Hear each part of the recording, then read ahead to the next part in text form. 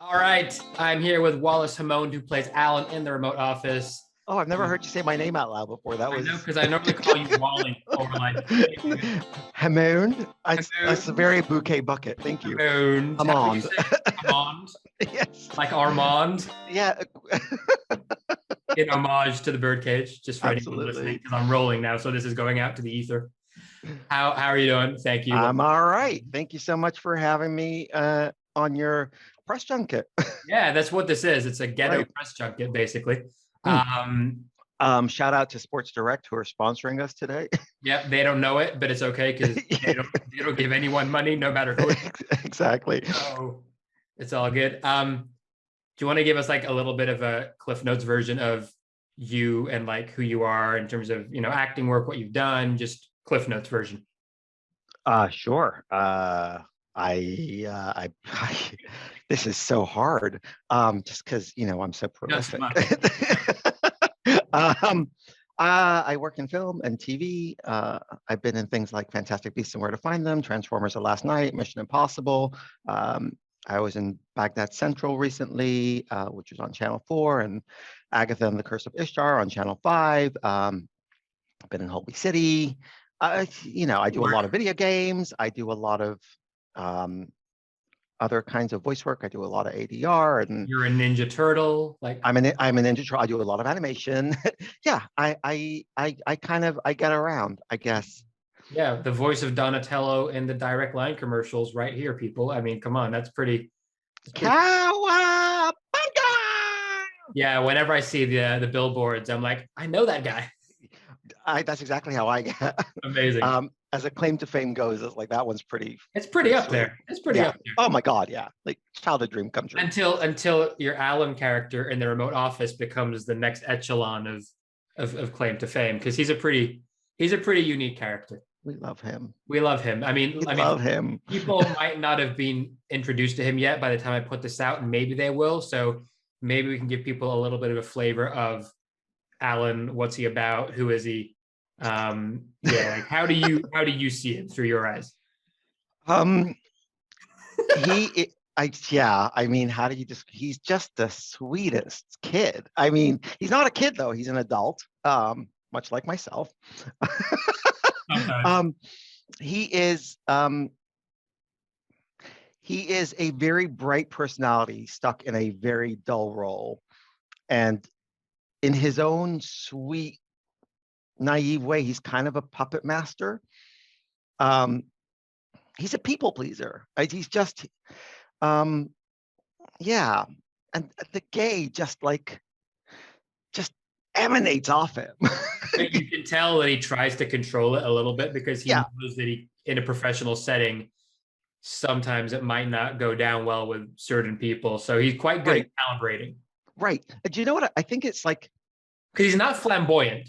No. Well, there's moments. I know, but he's not outlandishly flamboyant. No, the flamboyance, it like tips over. It's like his energy levels rise, and suddenly he's like, but I feel like I want to say he always colors within the lines, but he uses the brightest colors. Yeah, that's a really good way of describing it. Right? And like he's a company man, but like as much as he's towing the line, everything about it is he's just on the knife's edge, and he's like, no, I've not done anything wrong, but everything you're seeing here, you can't stop looking at. But like there's such a sweet underpinning to his soul as well. Like I think you've written a really beautiful character. Like he's very fleshed out, he's very three-dimensional, he's very astute, and then also like in other areas, like very unaware. I think there was a line about his parents that I know would crack you up. Like like that just kind of goes over his head. Like I think just the ramifications of the kind of like environment he grew up in. Yeah, right. Like him, it's just that's his life, and to other people, that's not really anything they've come across. Right, exactly. I'm a big fan of his. It was really fun playing him. Also, like it was, sometimes you get a script and like the character to like turn them into three-dimensional flesh and blood character it's a process.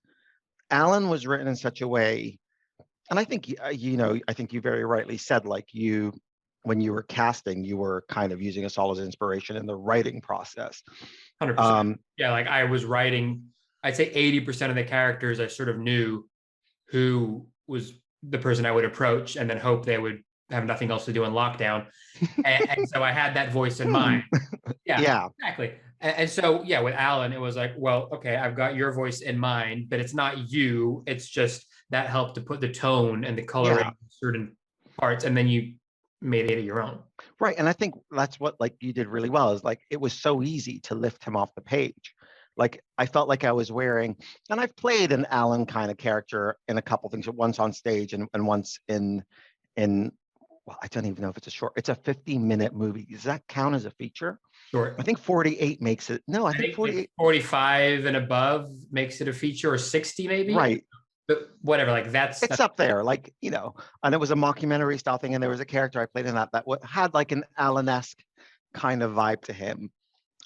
So it didn't feel unfamiliar. I didn't feel like I was reaching to find him, and I didn't have to like try to make him funny or like again, like, credit to you, what you wrote was very funny, and just like speaking the truth of it really made it pop. And again, I'm going to give you one final compliment, and then that's it. I'm trashing you for the rest of this. Stop there. Yeah. The being given the ability to improvise was just such a gift. Sorry, something just popped up on my screen. Yeah, and I think I haven't seen the whole thing yet, but like I think I'm pretty sure the rest of the fellow cast really enjoyed the ability to just kind of just go off the rails a little bit and explore the outer boundaries of their characters. And improv is a risky business, right? Like, it doesn't always work. And I'm sure there were moments with Allan where I was like, oh God, that's not Allan anymore.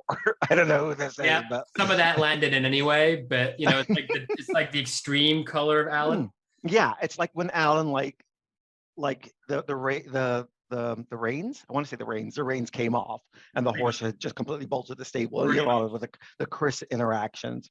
Yeah, I mean, it makes sense when you see him like behind the scenes, when you hear him when he's free flowing, when he's doing his internal monologue out loud. Exactly. So like I think which was not scripted, and so moments like that became organically just born in the moment by you, where you just did it naturally, and then it became like this extension of a scene that couldn't really be in the scene as written, really, but it gave extra stuff to use in other ways, which no one could have thought of, and that was really cool, just to see people take on their characters to that degree where they felt comfortable enough to just roll with it, because that was the plan, right? The ethos of this wasn't initially for me to write 12 episodes. I don't want to write a damn thing. Sorry, continuing in the theme of things that are too big. This is my 4-liter water bottle. Okay. Yeah, I can. Sponsored by QFit. There we go. All right, just you get commission for. No more ad breaks, I promise. Exactly. But yeah, the ethos of this was, it's like 18 actors got together and just did like a Zoom teleplay or whatever you want to call it, right? And the plan was to try and improv the whole thing from day one. And I realized with one session, it was carnage. It wouldn't work. So it needed an editing nightmare. It just needed a script for structure. Like, here's some framework, but then with that framework and structure, people had then the freedom, because there was some structure, to go outside the lines a little bit, and then that gave it more of a flow, as opposed to being a car crash as full improv. I'd quite like to watch that though. I mean, that's more like as an impromptu maybe thing that you just do throw on TikTok or something, but not as a full show. Maybe we'll do that as like a reunion thing. Get all the actors back as their characters and just talk shit. I love it. Oh my God, sign me up. Let's do it the next lockdown. Ominous, but yeah. I know. Until then, what was the process like doing this on Zoom in the past lockdown? Like, how did you find the whole medium of acting on Zoom, sometimes with quite a lot of people? So I'm super allergic to Zoom anyway, as you know. But somehow I think I've realized I hate being myself on Zoom. So this sucks. Okay, good. No offense. But being a character on Zoom was actually kind of cool because I think it's just you're living it, right? So once you're in that mindset, you're like, oh my God, I work in an office. These are my colleagues. I mean, there were like technical things that I found frustrating, like sometimes you couldn't hear somebody because you spoke over them, or so like I would miss a line, or sometimes because of the improv, we kind of go so far off the rails mid scene rather than end of scene or something that you're kind of like, Where are we? shit. Yeah. Do I have something to say now? Initially, I think I had a real panic about like eye lines, but then you again, oh God, another compliment. You're going to be a nightmare by the end of this.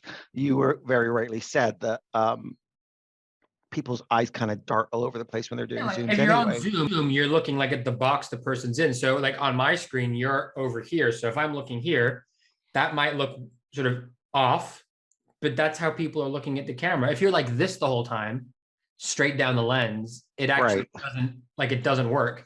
Right. I actually just stare at myself the whole time. That makes a lot of sense as well. That am I doing it wrong? That actually makes your performance totally much more understandable now psychologically. Just Narcissus in his mirror. Exactly. Literally. Is someone else here? I don't hear anybody. Allan, you look great today. Thank you, Allan. So do you. It's a separate show.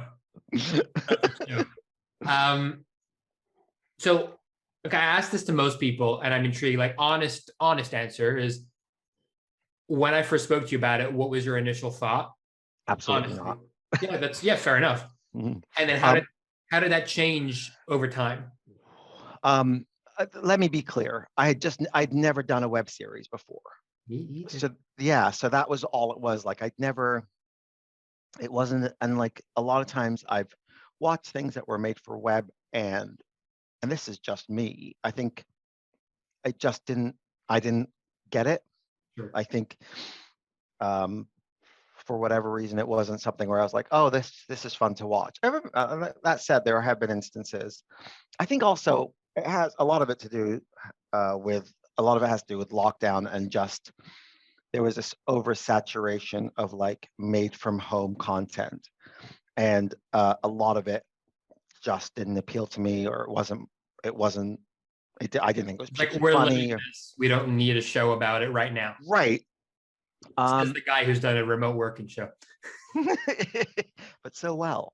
The thing is, I think once I read the script, I kind of was like, oh no, like this is amazing, A.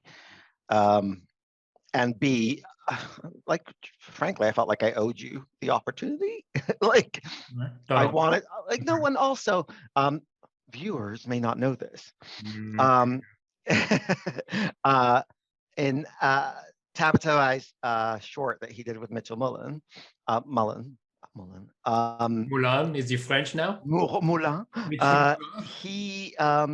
You had originally approached me to play a waiter, or no, that's not what happened at all. No, let me tell the story right. You pitched myself to play a waitress. A waitress, exactly. Because I was really pissed that you hadn't written me into the script. So like the waitress, I could play her.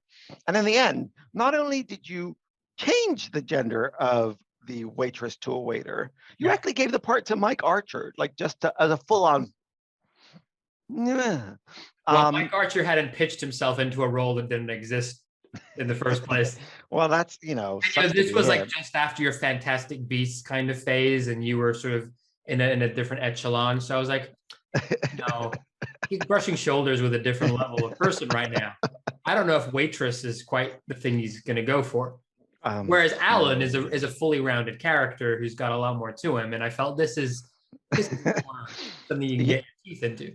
You're going to get DMs from Mike Archer now going, what the fuck? I'm not a fully rounded. Mike knows what's up. I mean, in Color Me Gray, which was not made by me, but still was made by people I know, Mike Archer played a homeless guy who had Scott Wagstaff also in this. dropping trow and putting his ass in. Oh my God, that was Mike. That's right. Yeah, Mike's. I love. I've just had a flashback of Mike will do Scott's Mooney. anything in the best way. In the best way. Like he will take on any challenge. He's a very courageous actor, and people will actually see that in even this series. Oh, yeah, he gets. Yeah, Mike does some stuff, man. Mike goes. Tune in episode. I intend to 6, 5. I don't know. Anyway, yeah, I thought that was the initial reaction you had, which I think is fair. And if I'm honest, probably the reaction I would have had if the shoe was on the other foot. Like, right. So totally understandable. And I'm just always intrigued about that transition because it's, a roller coaster of a Frankenstein that we've done, and it's not polished by any means. But I think at least the experience of doing it, if nothing else, is something we can look back on and go, well, I did something in lockdown more than just watch Netflix. If nothing else. Your poster game is pretty polished, I have to say. Yeah, that's not me, but I'll tell the designer. Could the designer get props? The remote office? Could he actually edit? Can he make it look like the poster? I mean, I don't think he's an editor, so the answer is probably no to that. But hey, man, it's not that bad. It's all right. You're really underselling it. You appreciate it because I'm not an. Yeah, that's what I'm saying. I wanna under promise and over deliver. Yeah, that's from when I actually worked in agencies, and that was something they would tell us, like, go to the client and under promise so you could over deliver. Right. You're nailing it. I should have written that. Alan would actually, I was going to say absolutely. Under promise, over deliver. UPOD. UPOD. You gotta UPOD, man. You gotta acronym it up. Alan could have a whole line of T-shirts just like born out of nothing. Out of corporate acronyms. That would corporate acronyms. It's like a coffee table book. Corporate acronyms by Alan. Like Alan. Exactly. Oh God, I love him so much. Good. Well, that's good because here's a nice segue because I'm wrapping these up. I've got my little cue cards here, like Jimmy Fallon style, and I'm picking 3 or 4 questions. And if they're crap, I'm going to find better ones. Are they glittery? No, it's just the print. It's like no, they're not glittery. But I'm asking people to answer them, but as the character. Oh, okay. There you go. So, okay. This one, okay, let's just try this. What are the best things you owe your parents? A love for musicals. Both of them? I was only aware of my father really growing up. There's so many parent questions. I'm going to go with this one too. Here we go. In what ways have your parents influenced your choice or choices of partner? Well, thanks to their relationship, I am very single.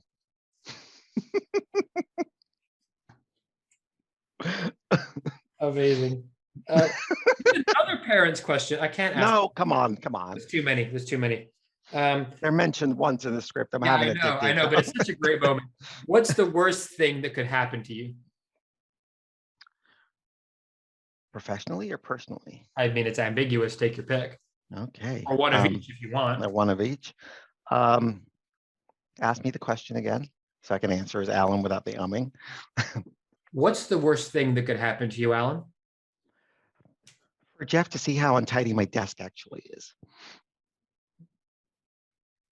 Do you like just out of sight, out of mind? Is that kind of the Let's just say that it's a utopia from here and it's a hellscape behind the computer. A hellscape. How do you think Jeff would feel if he knew that there was a hellscape? I mean, I feel like I would have to go through SysUp again.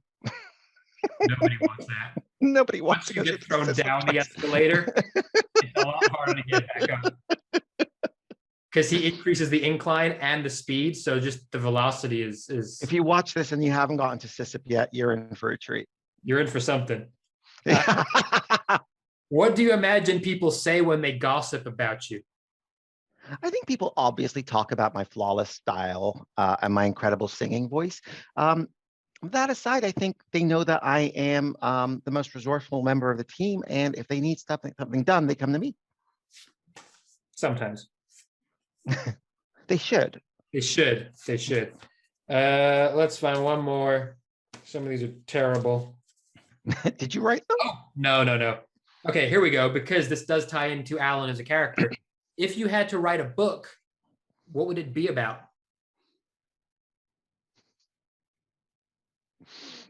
PG. I know that you read my mind. There are several books I would like to write. The only one I'm at published. Yeah, the only one I'm at liberty to discuss right here, right now, with this audience, is the Coffee Book of Corporate Acronyms. I hear good things about that, actually. It's really impressive. That Jeff would approve, because as you probably know, Jeff has his own book that he released about how to be a successful business leader, and he's quite particular about the business. I think so. I mean, obviously, I would see them as being contemporaries, these two pieces of literature, but just in case, I might say that mine was published by Allan Morales. That makes sense. Is that your pseudonym? And terrible pseudonym. And you think you'd give your forward if you asked him? No, but what I could do is write one in his name. Absolutely. I really value Jeff as a boss, but generally really? he scares the shit out of me. Yeah, you're not alone. Do you like him? He can be very kind sometimes to other people. That was fun. Also, cool. Listen, man, I gotta leave the last moment to the guests if they want to pitch anything. You sound like you're a podcast host. I know, it's crazy, right? It's like I've done 60 or 70 podcasts and just have practiced how to wrap these things up. It's very good. Sorry, what did you want me to do? Nothing. Leave. No, I was gonna say if there's anything that you want to plug that's either out or coming up, or just something you want to promote, feel free. If people want to connect with you on the socials and you want them to, then feel free to plug that too. So yeah, like last moment to you to just plug whatever you want. Yes, I have a couple of things I'd love to plug. There are a couple of radio plays / audio dramas that I'm in that really deserve the widest audience possible. One is the Lovecraft Investigations, and that's on Radio 4. So that's, oh my God, I've forgotten the man's name. No. Anywho. Radio 4. Yeah, famous. Yeah, it's on the site. I think it's on there forever. And then I did an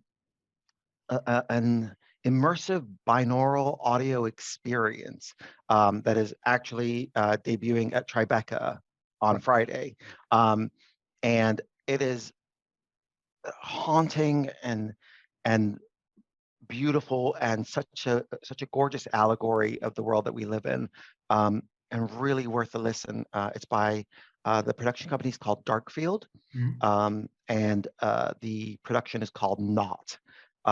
Highly recommend. Basically, you're told, it's an hour long. You're told which locations to be in when you're listening, and as you immerse yourself in those locations, you play the story that is then fed through your ears, and kind of transports you very far away. Like a meditation type thing, or no? It's a sensory overload, dramatic experience. It's hard to explain. Wow.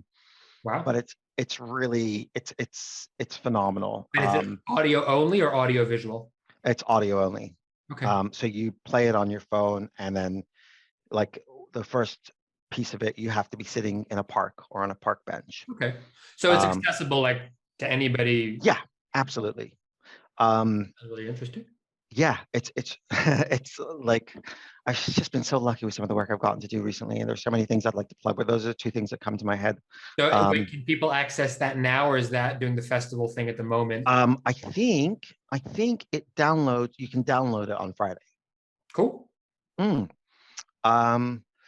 Yeah, and then yeah, nope, nothing else I can talk about. So yeah, and then if you'd like to follow me on socials, I am at Where's Wallace, and my name is spelled Walles, as per the bottom of the screen. I should have worn my Where's Wally t-shirt. I wore it in the recap, but because I can get the angle right, you can see. You couldn't tell. So filming oneself is hard. It's difficult. It's very difficult. Right? Anywho, I think that's all I really wanted to say. Please watch The Remote Office. That's dropping very soon. It's got some phenomenal characters in it. It was written by a guy I really dislike, but fair play to him. He's put together something pretty decent. And it's got an incredible cast of characters, 4 of whom you can see staring at you behind that dude. 5, actually, if I kind of move around. Oh yeah. Oh yeah, no, you're blocking yourself. You don't I'm blocking myself, so it's like, it's all good. It's fine. Yeah. It's funny how, like, the Vanity Project, you managed to block yourself and yet give yourself more screen time. Nice. Bravo. Well played. Well played. And for legal reasons, I have no comment. Thank you so much for having me on, what is this? I don't know what this is. This is Actors on Actors. Oh, right. Oh, actor. No. And on that note, thanks for tuning in. Watch The Remote Office.